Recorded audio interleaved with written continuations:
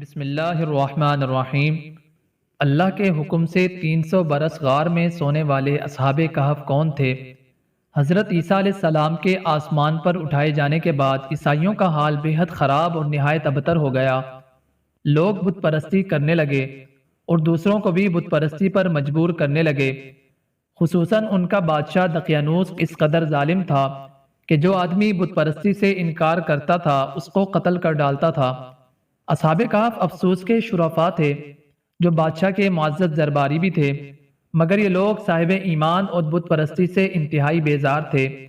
دقیانوس کے ظلم و جبر سے پریشان ہو کر یہ لوگ اپنا ایمان بچانے کے لیے اس کے دربار سے بھاگ نکلے اور قریب کے پہاڑ میں ایک غار کے اندر پناہ گزین ہوئے اور سو گئے۔ وہ لوگ 300 برس سے زیادہ عرصے تک اسی حالت میں سوتے رہ گئے۔ دقیانوس نے جب ان لوگوں کو تلاش کرایا اور اس کو معلوم ہوا کہ یہ لوگ غار کے اندر ہیں تو وہ بے حد ناراض ہوا اور فرتے غیظ و غضب میں یہ حکم دے دیا کہ غار کو ایک سنگین دیوار اٹھا کر بند کر دیا جائے تاکہ یہ لوگ اسی حال میں رہ کر مر جائیں اور وہی غار ان لوگوں کی قبر بن جائے۔ مگر دقیانوس نے جس آدمی کے سپرد یہ کام کیا تھا وہ بہت نیک دل اور صاحب ایمان آدمی تھا۔ اس نے اصحاب کہف کے نام کی تعداد اور ان کا پورا واقعہ ایک تختی پر لکھ کر تانبے کے صندوق کے اندر رکھ کر دیوار کی بنیاد پر رکھوا دیا اور اسی طرح کی ایک تختی شاہی خزانے میں محفوظ کرا دی۔ کچھ دنوں کے بعد دقیانوس بادشاہ مر گیا اور سلطنتیں بدلتی رہیں، یہاں تک کہ ایک نیک دل اور انصاف پرور بادشاہ جس کا نام بطروس تھا وہ تخت نشین ہوا، جس نے 68 سال تک شان و شوکت کے ساتھ حکومت کی۔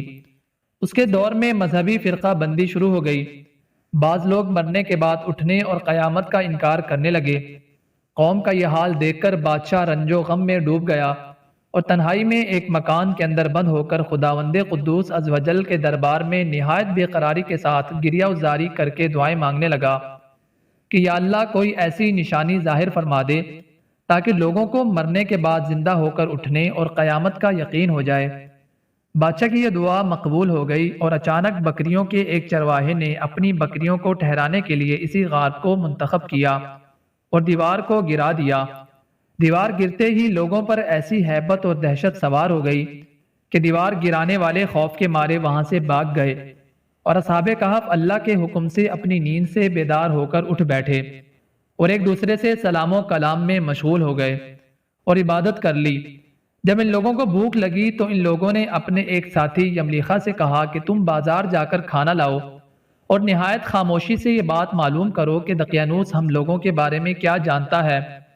یملیخا غار سے نکل کر بازار گئے اور یہ دیکھ کر حیران رہ گئے کہ ہر طرف اسلام کا چرچا ہے اور لوگ اعلانیہ طور پر حضرت عیسیٰ علیہ السلام کا کلمہ پڑھ رہے ہیں۔ یملیخا یہ منظر دیکھ کر حیران رہ گیا کہ الہی یہ کیا ماجرا ہے، اس شہر میں تو اسلام اور ایمان کا نام لینا بھی جرم تھا، آج یہ انقلاب کہاں سے اور کیسے آ گیا؟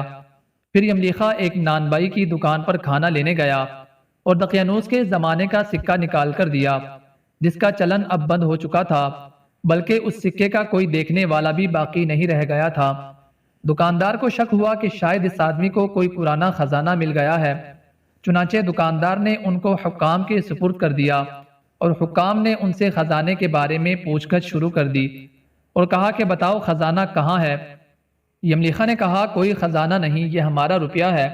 حکام نے کہا ہم کس طرح مان لیں کہ یہ روپیہ تمہارا ہے؟ یہ سکہ 200-300 سال پرانا ہے اور صدیاں گزر گئی ہیں کہ اس کا چلن بند ہو گیا ہے اور تم ابھی جوان ہو، لہذا صاف صاف بتاؤ کہ مسئلہ کیا ہے؟ یہ سن کر یملیخا نے کہا تم لوگ یہ بتاؤ کہ دقیانوس بادشاہ کا کیا حال ہے؟ حکام نے کہا کہ آج اس روئے زمین پر اس نام کا کوئی بادشاہ نہیں ہے، ہاں سینکڑوں برس گزر گئے کہ اس نام کا ایک بے ایمان بادشاہ گزرا ہے جو بت پرست تھا۔ یملیخا نے کہا نہیں، کل ہی تو ہم لوگ اس کے خوف سے اپنی جان اور اپنا ایمان بچا کر بھاگے ہیں، ہمارے ساتھی قریب ہی ایک غار میں موجود ہیں، تم لوگ میرے ساتھ چلو، میں تم لوگوں کو ان سے ملا دیتا ہوں۔ چنانچہ حکام اور عمائدین شہر کثیر تعداد میں اس غار کے پاس پہنچے۔ اصحاب کہف یملیخا کے انتظار میں تھے۔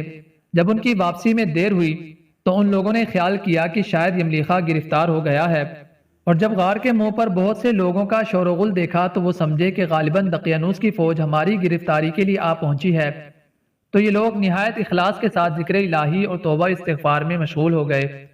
حکام نے غار پر پہنچ کر تانبے کا صندوق برآمد کیا اور اس کے اندر سے تختی نکال کر پڑھی۔ اس تختی پر اصحاب کہف کا نام لکھا تھا اور یہ بھی تحریر تھا کہ یہ مومنوں کی جماعت اپنے دین کی حفاظت کے لیے دقیانوس بادشاہ کے خوف سے اس غار میں پناہ گزین ہوئی ہے۔ تو دقیانوس نے خبر پا کر ایک دیوار سے ان لوگوں کو بند کر دیا ہے۔ ہم یہاں یہ اس لیے لکھ رہے ہیں کہ جب کبھی یہ غار کھلے تو لوگ اصحاب کہف کے حال سے مطلع ہو جائیں۔